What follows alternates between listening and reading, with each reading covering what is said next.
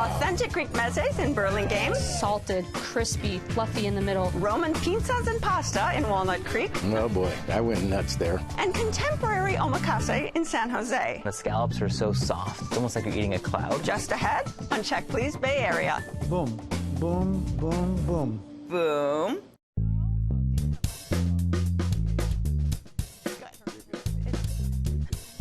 Hi, I'm Leslie Sabraco. Welcome to Check Please Bay Area, the show where Bay Area residents review and talk about their favorite restaurants. Now we have 3 guests and each one recommends one of their favorite spots and the other 2 go check them out to see what they think. Joining me at the Check Please table today are Investor Services Representative Jamie Grissar, Electrical Lineman Tony Martinez, and Marketing Manager Joshua Baldovino. Welcome, everyone. Thanks for having me. Ready for fun? Yes. Tony's Choice specializes in small plates packed with big flavors. From tangy tzatziki to grilled octopus to warm flatbreads, the menu is a passport to the Aegean. So pour a little ouzo and get ready to say oppa as we head to Burlingame, home to Mykonos Meze House.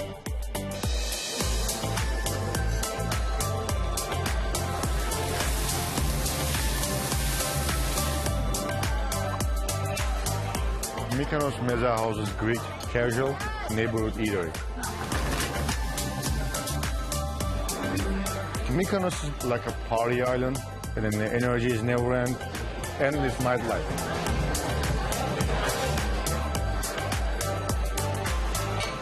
I fell in love with the Greek food because of my mom, because moms are always the best. Meatballs are favorite one.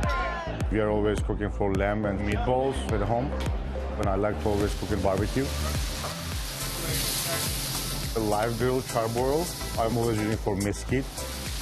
Our signature dish is Mykonos souvlaki. The souvlaki we are using for prime tenderloin with the shallot onion together. The seasoning process is for 2 days to make them perfect. It's gonna be melting in your mouth. Mezes, the family style sharing for the small appetizer, hot and cold. Our bar, we have many options. Specifically, I like ouzo and tequila, but we have also wine and also other spirits. What I'm always hearing from the people, a restaurant is look for something living in there, something in soul. It feels like home.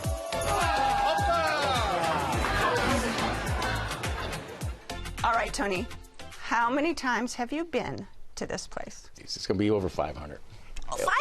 At least. I go there almost every day. That is amazing. Yeah. You can see some Greekness going on in your tattoos. Yeah, my wife didn't agree on this, but, I got the Greek key on both sides, and I got the Parthenon, and I got Athena. So you are Greek through and through. Yes, I'm infused. So what do you order? We walk in the door, you sit down, they say, hey, Tony, come on, here's your table. The spreads, I usually do the spreads with the pita bread, and the tzatziki's in there. They have pretty good spreads in there. It really opens up your palate because there are so many dips, and the bread is nice and warm and fluffy. Yes. So I got the keftedes, which I think is a classic dish that you have to get anytime you go get Greek. That's your benchmark. Half beef, half lamb. The way that they cooked it had a nice little crisp and char on the outside just from the grill, but on the inside was delicious. How they seasoned it was great. So is there one dish that you just absolutely love and you order every time? The chicken is grilled to perfection. It's thighs, but they're real thin. So he puts Greek oregano, lemon, salt, and he just grills it over. It's like a bougaro. And then he puts a little bed of tzatziki on it. And then with the pita bread, it's heaven to me because that's what I love. I love that, but that's one of my favorites that I go for all the time. Did you have that? I did not have the grilled chicken, but I did have a tenderloin. Okay. I was debating between the ribeye or the tenderloin when I got there, and I said, you know what? I actually never ordered tenderloin. Right. Let me try it. And so it was these 2 tenderloin kebabs, grilled again. It was also plated on top of these roasted vegetables. Yeah. Which were delicious. Right. I never eat all the vegetables, but actually that was maybe almost as good as the meat itself because the meat itself was tender charred perfectly on the outside, and then the sauce that was on the bottom, I just kept scooping it with either the meat or the vegetables over and over So you again. got your veggies. I love it. You got I your did. veggies in. And what about you, Jamie? So you mentioned the ribeye, and I did end up getting the ribeye, and it's plated beautifully. It's on a wood cutting board, and then they light it on fire. It's uzo. Oh, that's why you light it on Yeah. fire. That is, so listen. I'm glad she got to experience that Yeah. because that's the whole idea there. And they because they. It's Opa and Uzo. Yeah. And it was awesome. The steak was, got it medium rare, and so it was cooked perfectly. It had a beautiful sear on the outside, and it came with these potatoes. Oh, you like Honestly, the potatoes were the star of the show, better than the ribeye. Very good. Salted, crispy, pillowy, fluffy in the middle. Could not ask for better potatoes, They're honestly. like steak fries. They are. They're They're little thick. fat. So good. We also got the lamb shank, Yeah, it is. and that was also extremely tender. Yes. That sauce, I could drink it. It's I very could good. drink it. It was so good. I mean, I would just say it was like a Greek gravy. Okay. The moussaka is very good. It's eggplant with potatoes and the bechamel sauce. And it's piping hot, so you got to wait. Right. You got to let it breathe a little bit. So that gives you a chance Just to in drink time, a it little gives more. you a chance to drink something. So what did you have to drink? I always like the spicy margarita, but then it's the white shadow that always brought me because I like pina coladas. But it's just the only difference is vodka instead of Bacardi. Instead of rum. Bacardi. Yeah. Okay. So Did you have anything to drink alongside? Yeah, so I did a paper plane, so it's a bourbon-based Yeah. cocktail with an Aperol. And it was surprisingly refreshing. It is. Normally you think of whiskey cocktails kind of being heavy and not so as refreshing, but this was a little bit of citrus to it with the Aperol, and so it was perfect for a weekend afternoon. Did anybody have dessert? Or in the many times you've gone, have you done dessert? Many times. Profiteroles. Those are the best because they're like puffy, Yeah, cream puffs. cream puffs with vanilla ice cream and it just with a little chocolate drizzled on top of it. With a little one, did you get to share Yes, dessert? I did. We got baklava because it comes with ice cream. So good. Honey, pistachio, and the phyllo is actually pretty soft because it's so soaked. Really good. So there's another thing about Mykonos that when it turns dark, Marco comes out, the lights dim down, and then he gets the light shows going, and then he has a smoker too. So then the music goes up. So if you're going to go there and you want to have a lively time, it's going to be after 8. You're capturing the fun of the island. It's great. I wish I was there now. Me too. All right. If you would like to try Mykonos Meze House, it's located on Lorton Avenue in Burlingame, and the average multi-course tab per person without drinks is around $60. Joshua says his sleek little sushi spot is one of Silicon Valley's true hidden gems, offering creative takes on Japanese and Filipino favorites, fruit-forward cocktails, and a lively vibe. Every meal is a true feast for the senses. Tucked away in southern San Jose's Silver Creek area, it's Trifecta.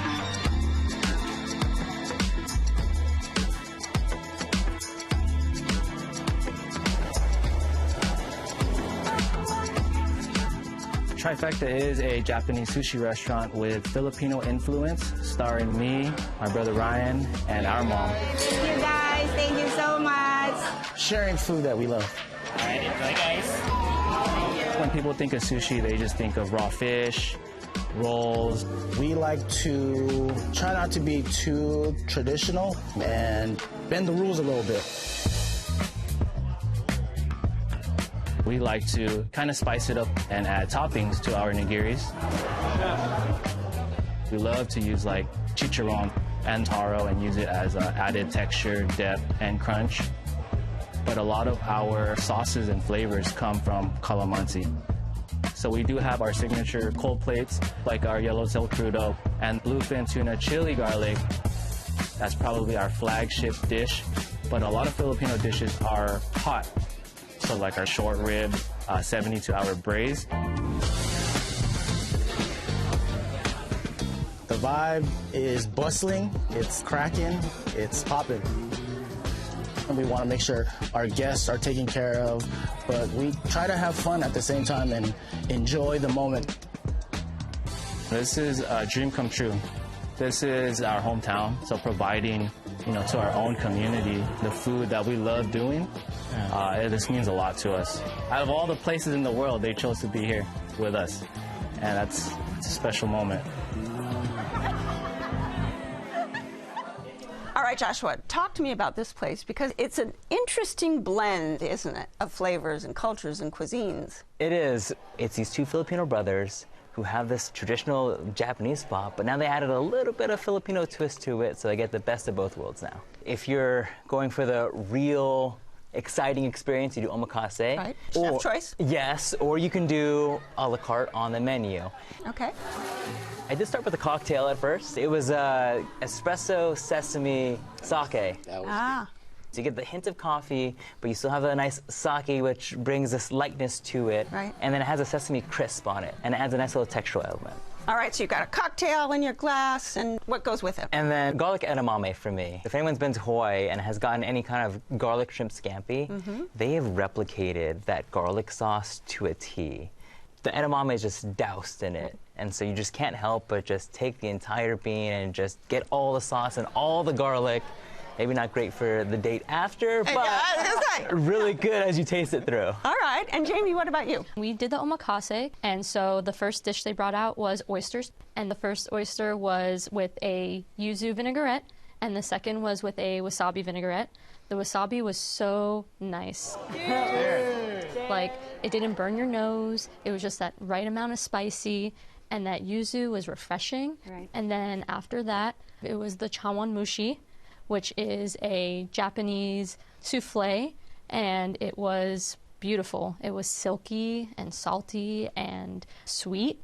And with the Filipino twist, they put in longanisa, and so it had the crispy bits, and it had a beautiful seared scallop on it, so you also had that buttery taste. Really delicious for the first two courses. First two courses. All right, Yeah. we'll get back to you with more. What about you now, Tony? How was your experience? It was great. The little tacos. The hamachi tacos? They're delicious. Something about it. I've never had that flavor before. Have you had those before? I did. So the hamachi tacos are really nice because it's a nice little starter as well.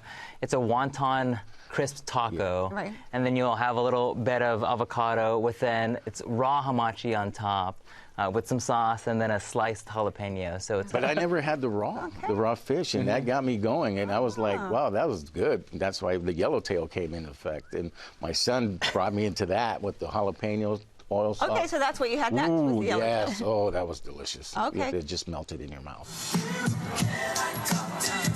And with Rex, the DJ Rex was there going. He was the best. He came to us You and like talked party to us. places. This He guy likes was party spots. All right, and what else did you have? Yeah, so if you don't want to go all the way raw, part of the omakase set was seared albacore tuna in a ponzu sauce, light, refreshing, with that, hint of lime. And then after that, it was a nigiri plate. And so it was 4 pieces of nigiri and their in-house made tamago with an egg omelet. But it was really good. And each piece has toppings. And it did really enhance the flavor of each piece of nigiri that we did get. Okay, and you're shaking your head going, Oh, I mean, you have to get some sushi for sure. Yeah. So whether you're doing sashimi or nigiri, you have to try it. And two of my other favorites, there's a scallop carpaccio dish. And so they have scallops that's paired with some lychee fruit, and they have some citrus around the plate too. It looks like a piece of art on the plate itself. And the scallops are so soft, it's almost like you're eating a cloud. right? We had the tempura roll. The tempura roll was meshed together with the unagi sauce. It was so good. So I'm a big fan of chicken. So when they said fried chicken, I said, I got to have some of that. And she brought it, and it was so crispy and flavorful. I've had the karaage there before too, right? Japanese fried chicken, but I think I'm always there for the seafood first, but the chicken is a nice change of pace too. Did any of you guys get the short rib? No, I didn't get the short rib. So, okay, the short rib, it's a fun showstopper because it gets plated almost like a tomahawk steak. Oh, nice. Which is super thick, and then it's all plated on top of a kare-kare sauce, which is a Filipino kind of peanut-based sauce. So I got to go back for that. And did you feel like you got a good deal? Yeah, I mean, it I can be felt- expensive. Yeah. You know what? To me, the price doesn't matter as long as you have fun. That's right. That's what matters, the experience. Yes. And in terms of value, I mean, omakase can get ridiculously Very expensive. Yeah. And so if you're looking for a high-end omakase without the crazy prices, this is definitely a good way to go. Okay, excellent. If you would like to try Trifecta, it's located on Silver Creek Valley Road in San Jose, and the average multi-course tab per person without drinks is around $70. Jamie is bringing us back to the Mediterranean, to a lively trattoria that's captured her heart. From cloud-like pizzas to savory soupli, every dish on the menu is rooted in Roman culinary tradition. Located in Walnut Creek, it's Montesacro.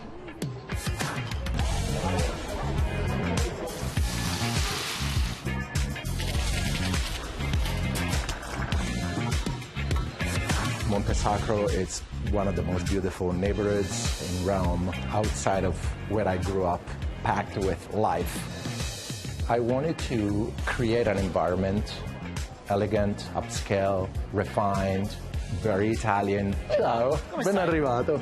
A posto? Tutto bene. Our intention is to bring people together, share as much as possible, as a family, as friends. How was everything tonight? Montesacro opened as the first pinsa place in the United States in 2015 in San Francisco. Pinsa is not pizza. It runs in the family of pizza, but it's made from soy, rice, and wheat, which already makes it completely different than traditional pizza. It proves for a minimum of 72 hours, and we stretch it a la minute over rice flour to give it that little extra crispiness after it's cooked. It's oval in shape, it's not round or square, and that's pinsa romana. We have different appetizers, pastas, all homemade. Our cacio e pepe, I believe, is the closest to what I would expect to eat in Rome. The octopus appetizer is one of our highlights. It's cooked to tender, simply dressed with the most amazing extra virgin olive oil and drizzled with some fresh oregano. With all due respect to Californian wines, which we absolutely love, we decided to feature only Italian wines made from indigenous grape varietals of Italy only. Salute. La nostra. My biggest hope with people experiencing Montesacro once they go back home is to say, you got to try this, because it's not the ordinary Italian restaurant. It's something unique, because it's what we're trying to achieve more than anything else. Create an experience that is memorable, that is forever. All right, Jamie, talk about how you found this restaurant. I mean, there's not a lot of Roman-inspired restaurants, and the food in Rome is the best. Oh, totally the best. We were actually on the hunt for gnocchi. We just looked up gnocchi on Yelp, and there it was, Montesacro, and it was in a red sauce, which is kind of rare for the Bay Area. And we're like, we have to go. And what is it that you get besides the gnocchi? We start with the soupli al telefono, which are these beautiful golden balls. They're fried. They call it soupli al telefono because in the middle is stuffed with mozzarella cheese. And so when you pull it open, you get that nice string of cheese, and it looks like a telephone wire. Right. And it's so delicious. To me, it's like adult cheese sticks. So you get the nice exterior, which has a nice crust to it, seasoned really well. And then, yeah, as you open it up, I mean, I judge a cheese sticks by the cheese pool. And so if you can pull it, and it does have that classic cheese pool, and it was delicious. Okay, how about you? Oh, boy. I went nuts there. Why does that not surprise me? Yeah. I mean, forget the salad. We go to the porchetta. Oh, that was lovely. Oh, my goodness. Just savory. I love it. And they mixed it with the orange all day on that one. The porchetta is really good. It was. Very good. I actually haven't ordered it. The table next to us did, and I think they saw me eyeing their food, and they said, "Do you want to try this?" They did not. I swear they did. No, this place is so friendly because you're sitting so close to one another, so you can kind of tell, like, oh, I like what's on your plate. Oh, I don't like what's on your plate. I do actually get another pasta dish. I get the matriciana, which is a bucatini with a spicy marinara sauce and guanciale. I can eat pounds and pounds of guanciale. I know. It's just a funkier pancetta. It is. It has that little more earthy flavor than... Exactly. But it melts right in your mouth. It does, because that fat cap is so big. Your mouth is coated in, like, fat, but it's good. All right, we are going to talk about pizzas. Yes. So that's really the heart of this place and what sets it apart. It is, yes. Different flour blend, so it's almost lighter, chewier, and it gets really crisp. Yes. You get that nice char all around. We always, always get the tormarancha.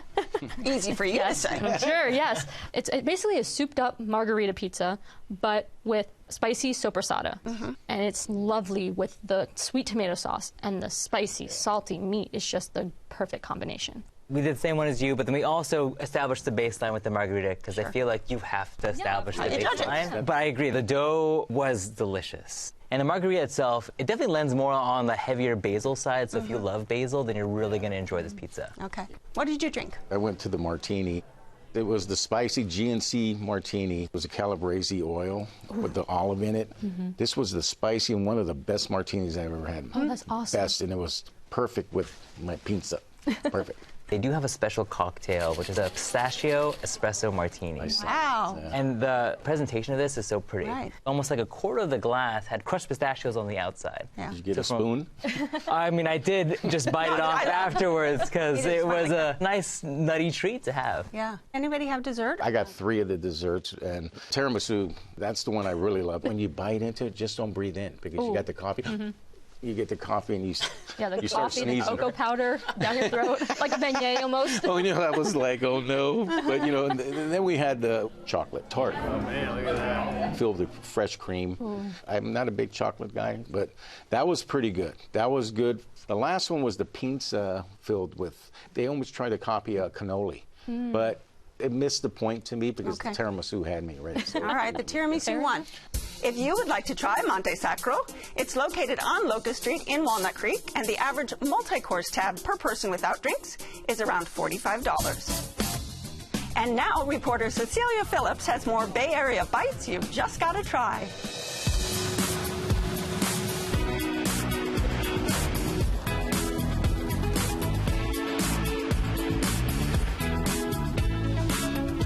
We're so lucky to be able to come to Dandelion Chocolate today, and this place, I could smell it before we even walked in. Yeah, I ride my bike into work, and I'll be a block away, and even without seeing it, I was like, oh, I'm getting close to work. Tell me more about Dandelion Chocolate and the special things that you all do here with single origin chocolate, just 2 ingredients. That's right. Cocoa beans and organic cane sugar. And what we call cocoa beans are actually not beans. They're seeds of a tropical fruit called cacao, and each pod contains about 50 unique fruits. So we source cocoa beans from about 20 or so unique locations around the world. And depending on the actual variety of fruit and where it grows and how it's processed, there's just endless possibilities. We'll roast the bean and then we crack them, which creates little broken pieces we call nibs. And we grind those up and add sugar to that and grind the sugar in until that is fully refined as well. We make chips and we make bars. And then we have a confectionery team that takes our chocolate and turns it into caramels and pralines and chocolate truffles. The fruit is fermented over a period of time. We do factory tours every day. We teach basics of even tasting and how to appreciate the variations in different origins. Even someone like me can come in and learn maybe like how to make a bonbon? Absolutely. Yeah? All right, let's do it. Yeah, let's do it. And you can, yeah. Oh my gosh, yeah, I like that. Okay. We're all prepped up.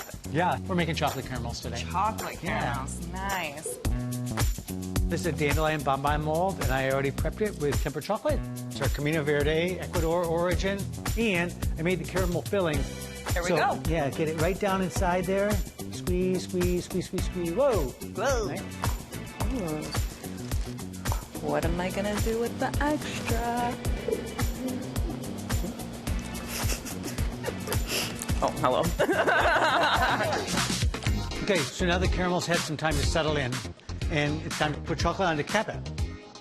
Try not to put too much chocolate on. Bring it to the edge of the table. I'm gonna go so the chocolate flows in and fills all the gaps. Boom, right off the edge. So now they're completely sealed. Nice. It's going to take about 5-10 minutes for the chocolate to crystallize, to firm up. Here we go. So we're just going to flip it upside down onto the table. So like that. And we will reveal that, you didn't even know this. What did you do? So I took what's called a transfer sheet. Transfer sheet. It's got a cocoa butter pattern on there. These are so pretty. Yay. All right. There's a lot of caramel. Mmm. So good. I made bonbons. All right. I don't think these two are going to make the cut, so one for me, one for you.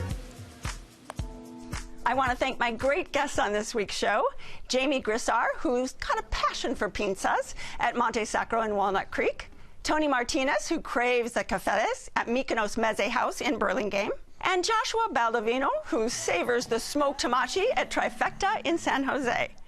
Join us next time when 3 more guests will recommend their favorite spots right here on Check Please Bay Area. I'm Leslie Sbrocco, and I'll see you then. Cheers! And cheers to you all. Cheers. Thank you for being so great. Check Please Bay Area is made possible by the members of KQED and by